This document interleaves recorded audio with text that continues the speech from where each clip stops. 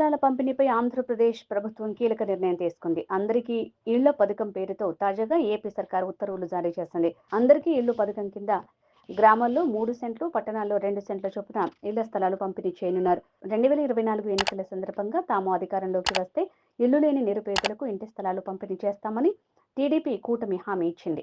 అందరికీ ఇళ్లు పథకం పేరుతో అర్హతలు పేర్కొంటూ రెవెన్యూ శాఖ ప్రత్యేక ప్రధాన కార్యదర్శి జీవో జారీ చేశారు. ఈ జీవో ప్రకారం పట్టణాల్లో 2 సెంట్లు, గ్రామాల్లో 3 సెంట్ల స్థలాన్ని మహిళల పేరుతో ప్రభుత్వం పంపిణీ చేయనుంది. అలాగే ఏజెన్సీల ద్వారా ఈ స్థలాల్లో ఇంటి నిర్మాణాలు చేపట్టనున్నారు. ఇక నుంచి పట్టా ఇచ్చిన 2 ఏళ్లలో అక్కడ ఇంటి నిర్మాణం పూర్తి చేయాలని ప్రభుత్వం స్పష్టం చేసింది. దారిద్ర్య రేఖకు దిగువన ఉన్న కుటుంబాల వారికి మాత్రమే ఇంటి స్థలం కేటాయిస్తారు. ఇంటి స్థలం పట్టా పొందిన వారికి 10 ఏళ్ల తర్వాతనే ఆ స్థలంపై పూర్తి హక్కులు లభిస్తాయి.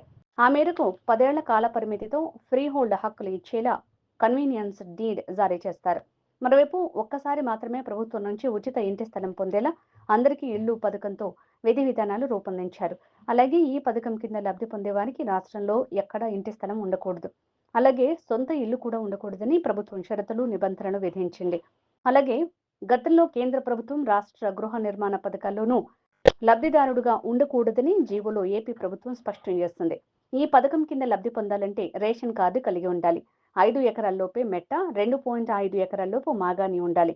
ఇళ్ల స్థలాల కోసం త్వరలోనే దరఖాస్తులు స్వీకరిస్తారు.